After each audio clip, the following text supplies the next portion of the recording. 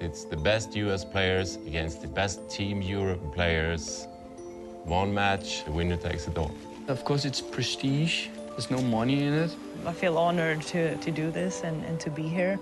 It's going to be great fun to play within a team. Yeah, I'm a little bit nervous. And we are underdogs, so we're just going to go out there, have fun, and just rip it.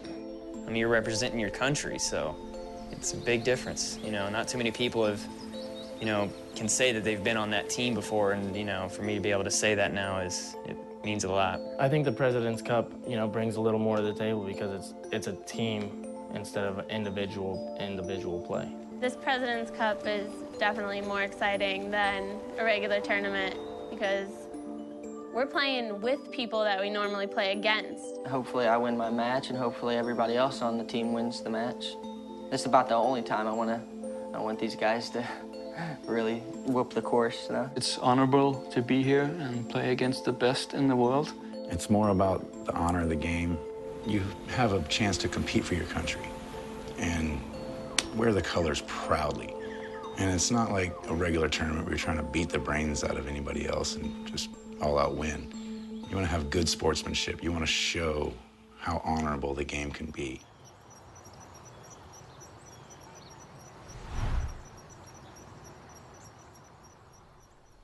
I am pleased to be here speaking about our 2010 President's Cup competition. It's a team competition. We call it the Ryder Cup of our sport, and we are experiencing tremendous growth in disc golf. Our sport is played in over 30 nations around the world, and this President's Cup is a testament to the global impact we are having. This is an awesome event, very unique in our sport.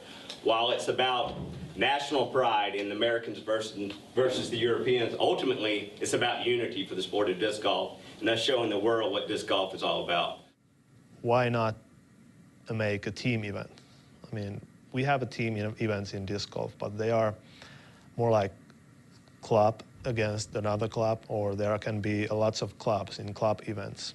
But, well, I want to take it to the highest level, so that's like nations against nations. This is a team event, and the main purpose of this is honor. So we are here to show camaraderie in this sport.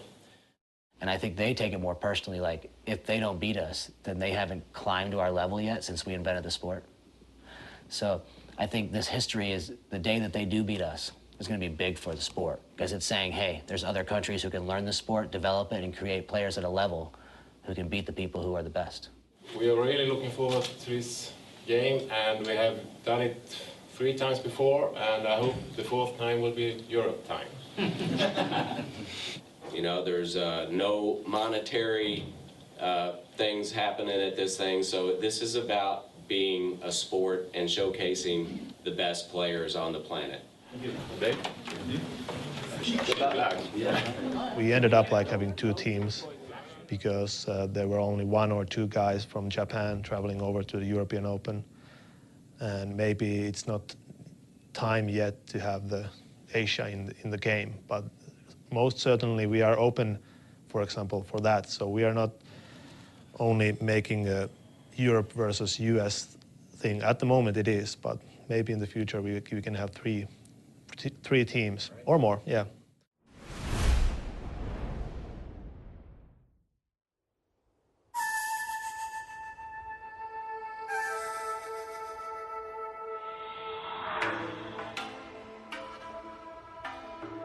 I'm not very much a morning person, though, so I kind of like to have it all set and ready in the evening so that in the morning I can mostly just, I'm usually very focused from when I wake up, but I'm still usually quite tired in the mornings. If the tournament starts at 8, I'm usually up by 4 because actually getting old, my body is not really, it needs time to get awakened. I definitely want to get to the course at least an hour early every morning and give myself time to practice, warm up, stretch out. I usually try to drink a bunch of water in the morning the night before, so I think drinking water helps you feel loose and more comfortable on the course. You want to stay hydrated. I usually put my headphones on listen to some good music, and try to remember everything good I have done before. We get to the course and eat some food, and then I just warm up some shots, go do some putting. Then I go back and I play the first 3 holes minimum in my mind. Visualizing some of the shots on the holes. I focus on hole 1, and then I'm seeing hole 1 a little downhill, putter. I'll show up at least an hour early and get about half hour putting in, get warm, throw some drives. You know, the drive's something that you really don't lose that much because you're practicing the days before. But putting is something that needs to be duplicated for sure. Right at 2 minutes, right when he says the word, and they're going 2, before they say the word minute, I go, and I make my last putt, and I make it short so I know I'm going to make it. And I leave with that feeling. I walk away and I go, okay, let's go, we're ready to go. Then I head to the first tee. You know, I'm ready to go.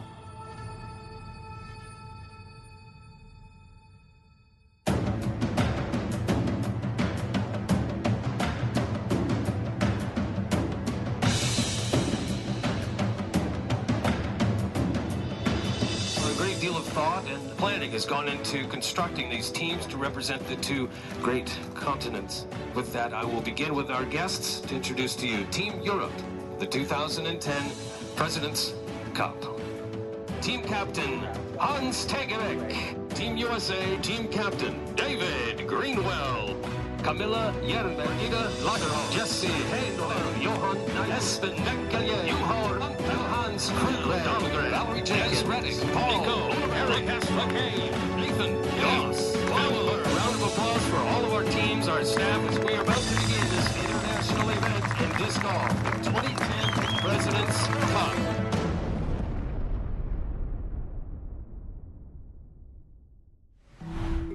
There are 100 players, for example, in US Open disc golf, that can win that event physically, but there are only 5 to 10 that really can do it mentally, and that's the difference.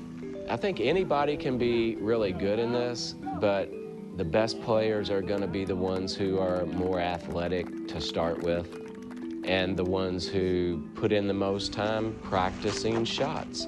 So, I mean, and you have to have a pretty strong will as well, along with extreme focus. So, you know, when you add all those things up, you're going to have a pretty small group of people who are going to be the best. You need great mental game. You need to take the bad shots, you need to flow with the good shots. Hours and hours of practice time, and you know, that includes going and doing field work, throwing shots, putting, not just, you know, grabbing your bag, going to the course and playing rounds of golf. It's about focus and visualizing and being in the moment. If you love it enough, you will practice enough, because it of course takes a lot of practice. You know, I told myself, this is what I want to do. I want to win the World Championships, and you know, after that, there was just that certain drive. You have to be clear in your head, played relaxed, and all the time have fun. You have to be confident in your abilities. You have to know what your disc is going to do. You have to throw it accordingly.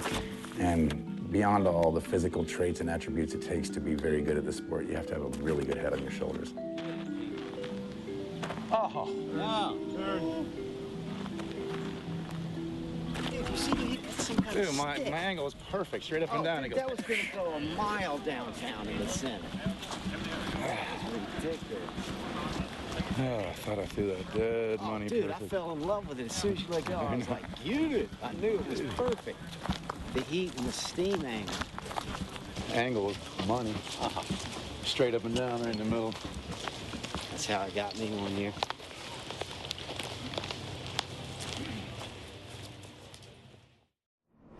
My job is a spotter. The spotter watches for discs going out of bounds and whether or not to stay in bounds, basically. I use the green flag to tell them it's in bounds and the red flag to tell them it's out of bounds.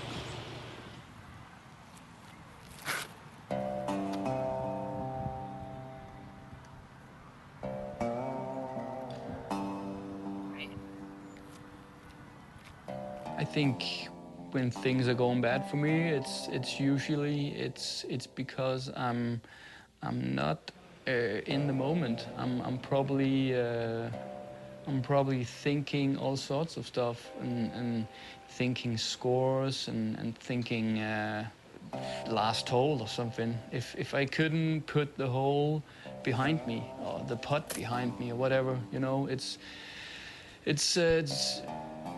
I think that's the thing about disc golf. That's you have to just get moving and not think about the throws you just missed or you could have made better or whatever. That's what I'm trying to do, just get over it and just keeping your head up high and go. Just next shot. That's what's count.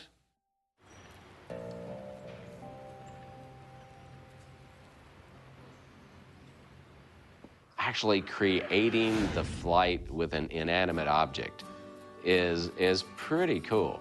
Being able to create your own flight and the different directions it turns and, you know, how it lands and things like that. I think that to me is the end-all be-all of the sport for me. I love creating flight. Just watching the disc fly, the flight pattern, putting different angle on the discs and seeing what it's doing.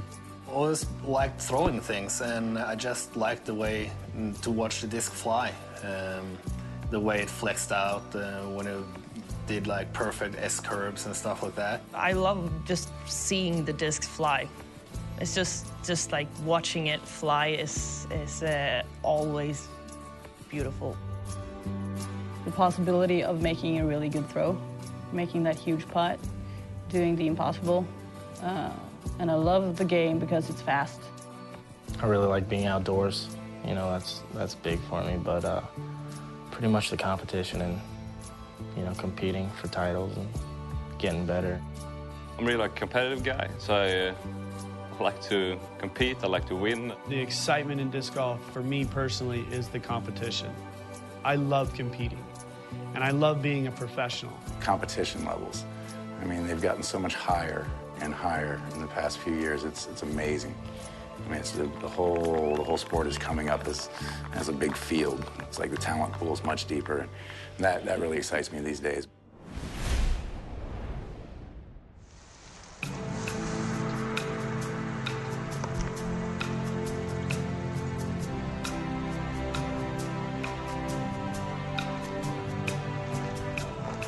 I think kind of early in high school when I started to see myself progressing, it was really fun at the time to just go out and play disc golf, and then I started to be able to make a little bit of money doing it. So, you know, I was putting money in my pocket and being competitive, meeting people on the road all the time. So it's just, you know, life's been a really good journey for me so far, and I'm just trying to ride it out and see where the sport can take me.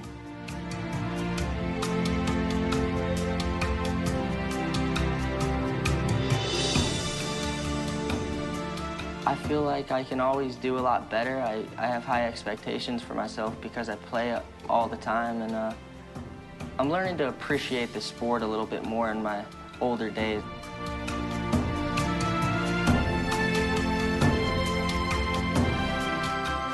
There's a lot of really good talent in the game, and a lot of my good friends are my competitors, and we have a pretty tight relationship on and off the course.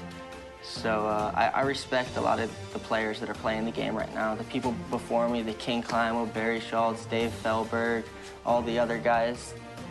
I want to be known as one of the greatest to ever play this game. I play this game for the feeling nowadays. I want that feeling of throwing the perfect shot, and regardless of if I win or not, I just want to do my personal, physical, and mental best on the course. I want to play the course to the best of my ability every time, and I take it really serious.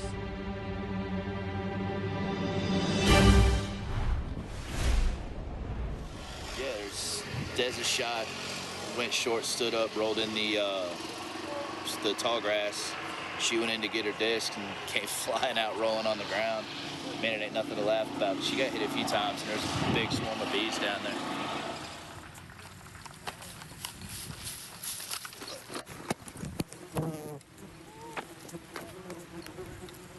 Oh, wow.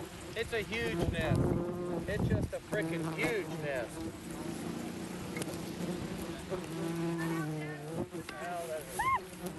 Look at that, Rob. Yeah, I know. I was pretty close to that. Wow. Oh, they're playing with fire over there. They are all over this camera. Whose camera is it?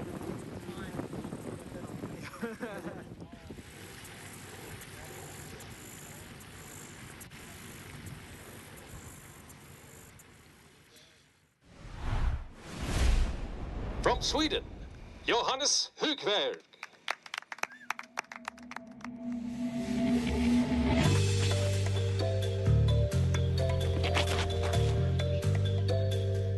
From Oregon, David Feldberg.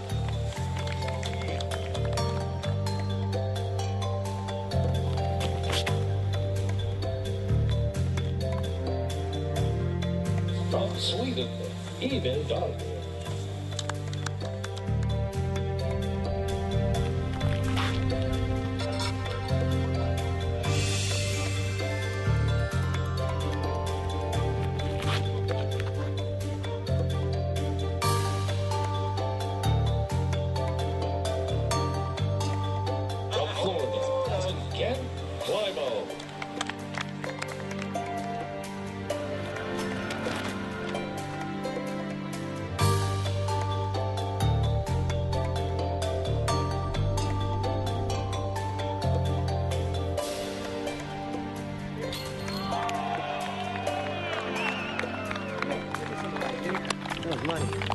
So what happened there is it's a different format. It's match play. So both the Europeans threw in the water. So me and Ken played a wide safe shot. We probably could have went for the pin, but laying up from here will guarantee us the point. Even though he made that, we would have to 3-putt from here. Play, champ. Got a little early one-up lead, and then I think we both missed the next hole, or still one up. And he hit a long putt on me, 40-footer. I had to answer about a 35-footer. We both hit the green, so still one up there. I threw out of bounds on 18's tee shot, just about that much left of the fairway.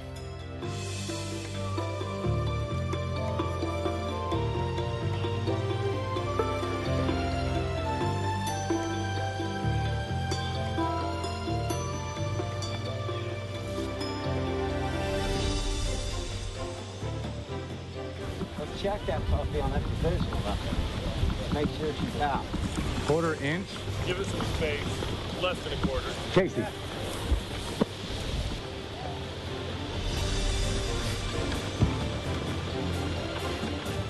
Thought he held himself together pretty well. You know, he's hadn't been in this type of high pressure situation yet, and he did well out there. I think good things looking for him. Me and Espen's match was extremely competitive. Espen just came ready to play. He seemed really confident, and he wasn't afraid to go for the big shot or make the big putt. And I was playing well. I was up 2 through the first 4. He made a huge putt on hole 1, and I had one fall out, and the match kind of turned a little bit there. Fine. All right. Yep. We're going to be a little bit more aggressive at match play, especially when Nate's laying up his shots pretty good, so you can just relax and go for it. So, as I said, I felt pretty confident going into the match play, and after hole 1, I saw that I could do it. So. We birdied the next 2 holes. He made a great birdie on 4. Good plan. Just finished it up.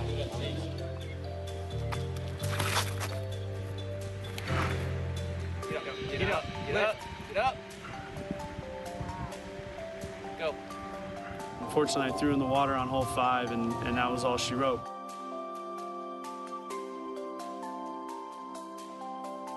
Yeah, he was coming on pretty strong. He actually made a couple good putts. I didn't think he was gonna make a couple putts, and he ended up making them. Okay, I had a good start, and then I got shaky on the last few holes, but I'm still sitting okay as long as I stay in balance on this hole.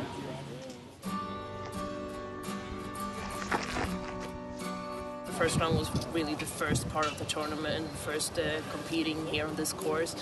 And so in the afternoon I was a bit more relaxed, and I enjoyed the format with the match play.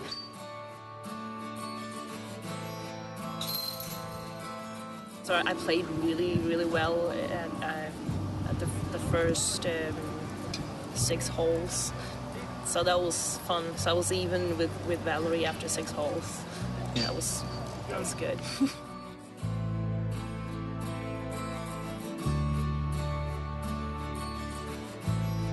It was cool. It was, you know, it was a battle. You know, she had 1 point ahead of me. Even though we went through 17 and 18, and she was 1 ahead of me, and we get to hole 1. It's a tight little tunnel shot, and with the headwind, my disc just went perfectly straight, beeline low, hit the little hump right before the basket, and it went straight in. I had my hands up when it was just beelining out the basket after it skipped. So, yeah, first ace on tape I've had, so I'm excited about that. That put us tied, and she played some great holes out there. It was different from the beginning when we were playing score. She had worked it out that round, and it was more of a battle when we were head-to-head.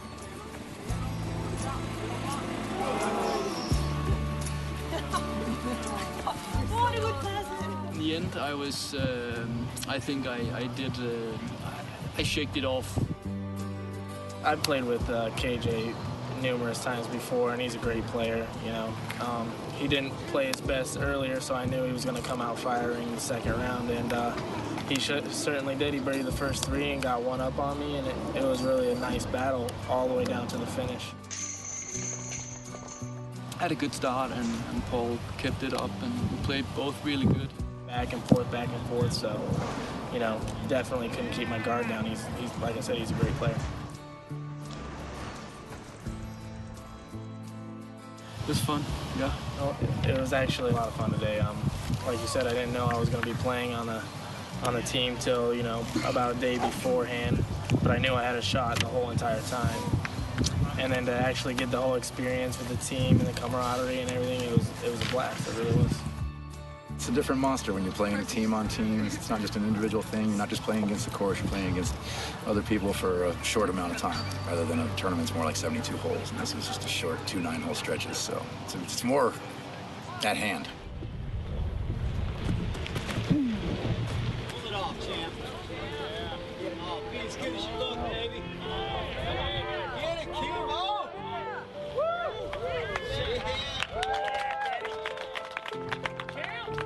Good shot from there, dog. I just think this sport is definitely on a rise. You know, I'm very proud to represent the United States today in the competition. Europe played really well, actually. The guys, especially in my group, had a good day, but ultimately the Team USA was too much for them to handle. It's a nice feeling to be on such a wonderful team and to get the victory. Players that have it really good, but their 4 superstars couldn't make it because 2 of them are in high school. In 10 years, those 2 kids are going to be the players that always come and play on their team. To face a team like I was able to coach with a lineup like they had and play as good as they did was very gutsy. Our hope was, of course, to win, but the American team was really a dream team, and they are incredibly good. But I'm very proud of my team, what they did today. We did a good game. It means a lot to validate our other wins in the other country, that we can come here and hold it on our own soil, but I think our team handled it quite nicely. I'm going to keep on this kind of the line I've got and keep on practicing and do a lot of tournaments and hopefully finally win the Worlds. My main objective is to reach my goals and, you know, just to get better and play well. The Europeans were able to come here as a team and field a great team of great competitive disc golfers, and Jussi was able to come over here and run his event with great success. American spectators and the players who came out today kind of view disc golf as a individual sport. And this is their first opportunity to see us, people who they always clash on the course, play together. I play with these guys all the time, and I know I'm playing with good competitors, and for the first time I was actually rooting for these guys. Maybe the spectators weren't as high today, but I think by the time it comes back here, they'll understand what this means to the country and what it means for camaraderie between these 2 nations. And maybe we'll have an opportunity to get a big crowd out here, and probably the Europeans will field their best team next time. Team Europe! The boundaries have been broken. I think it can prove to the rest of the disc golf world that you don't have to be locked on your continent. You can do great things anywhere. Disc golfers have respect for each other. And if we can have that between countries and nations, you know, then we can have it between everybody, the whole world.